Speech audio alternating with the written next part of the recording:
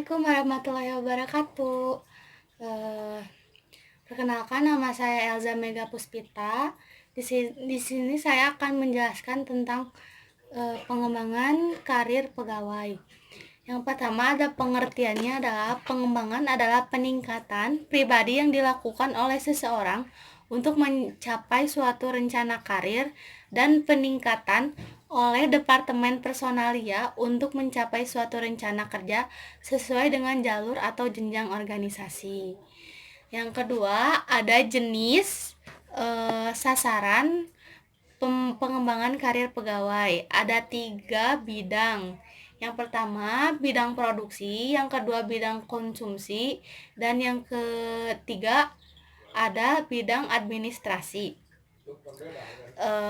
Karena dengan adanya sasaran pengembangan karir pegawai ini, kita akan tersusun, berkembang, dan sukses.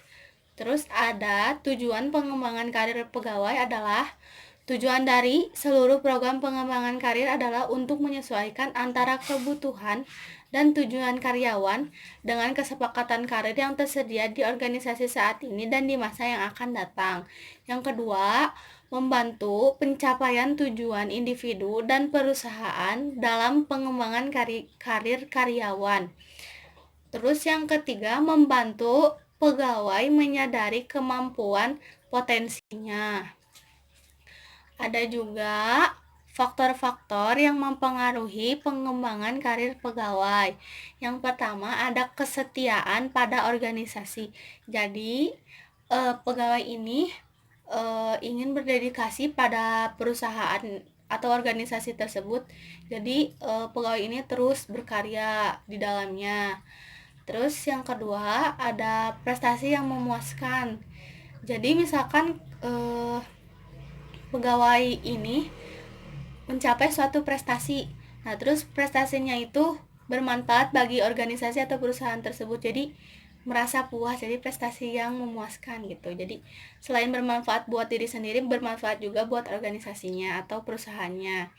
Yang ketiga ada pengenalan oleh pihak lain. Jadi pihak lain ini pihak yang berwenang atau atasan yang menentukan layak tidaknya kita akan ada promosi gitu.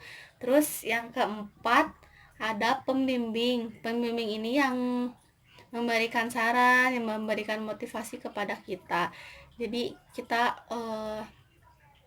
biar percaya diri itu butuh saran dari orang lain, yaitu pembimbing. Nah, terus ada juga manfaat pengembangan karir pegawai. Yang pertama ada menjamin kesejahteraan. Jadi kita itu harus memberikan keleluasaan sebagai kayak bentuk penjaminan kesejahteraan karyawan oleh perusahaan. Dengan begitu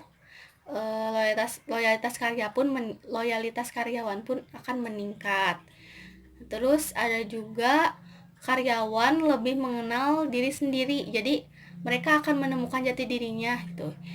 Yang dirinya belum tahu jadi bisa ditemukan gitu. Terus ada juga partisipasi karyawan meningkat. Karyawan yang berkualitas akan andil di hampir semua pekerjaan di perusahaan, dan secara tidak langsung partisipasi karyawan tersebut juga akan meningkat. Terus ada juga jenis sistem pengembangan karir pegawai, ada promosi sama mutasi. Kalau promosi adalah penghargaan dengan kenaikan jabatan dalam suatu organisasi ataupun instansi, baik dalam pemerintahan maupun non-pemerintahan atau swasta. Terus yang mutasinya adalah perpindahan pekerjaan seseorang dalam suatu organisasi yang memiliki tingkat level yang sama dari posisi pekerja sebelum mengalami perpindahan pekerja. Segitu aja dari aku.